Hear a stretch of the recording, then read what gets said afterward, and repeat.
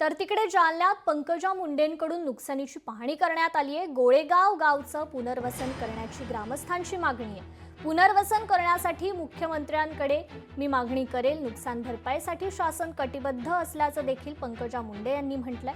तर गोदावरी नदीचं पाणी गावात शिरल्यानं मोठं नुकसान झालंय।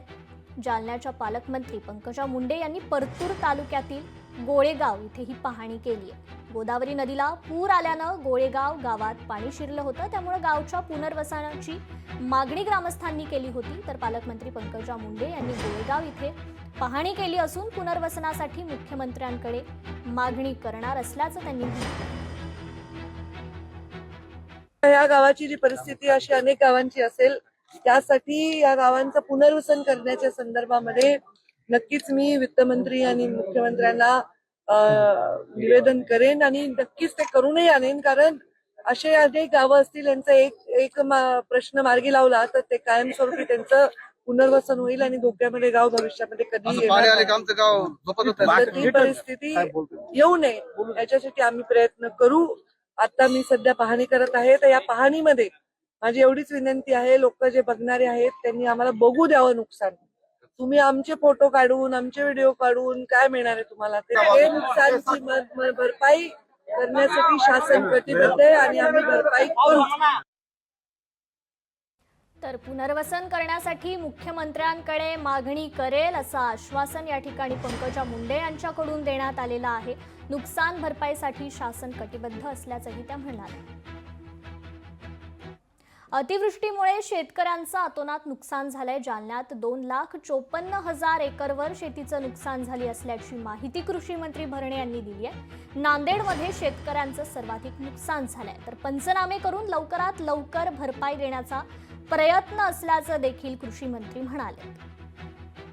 आपण जालन्याचा जर विचार केला तर साधारणतः 2,54,000 एकराचं नुकसान या जालन्यातल्या माझ्या शेतकऱ्यांचं झालेलं आहे। आणि त्यामध्ये जास्त पाऊस हा सप्टेंबरमध्ये पडलेला आहे, ऑगस्ट सप्टेंबरमध्ये। आणि पूर्वीचा जर सप्टेंबरच्या अगोदरचा जर विचार केला तर थोडं नुकसान कमी होतं, परंतु निश्चित प्रकारे जालना असू द्या, अहिल्यानगर असू द्या किंवा सगळ्यात जास्त नुकसान हे राज्यात हे नांदेडमध्ये झालेलं आहे। आणि मी आपल्या माध्यमातून एवढं सांगतो की नुकसान भरपाईचं जे पंचनामे आहेत शेतकऱ्यांच्या नुकसान स्थितीच्या, ते काम युद्ध पातळीवरती आमचा महसूल विभाग, आमचा कृषी विभाग हा करतोय। शेतकऱ्यांचे लवकरात लवकर जे नुकसान भरपाईचे स्थितीमध्ये झाले त्याचे पंचनामे करून ते शेतकऱ्यांना नुकसान भरपाई लवकरात लवकर कशी मिळेल ही याचा प्रयत्न आमचा शासनाचा सुरू आहे। शेवटी शेतकऱ्यांचं काहीच आज चुकीचं नाही। शेतकरी खूप अडचणीत आहे। शेतकरी कधी दुष्काळामुळे आज दुष्काळ पडतो, कधी गारपीट होते आणि कधी आता अतिवृष्टी होते, त्यामुळे शेतकरी आज अडचणीत आहे।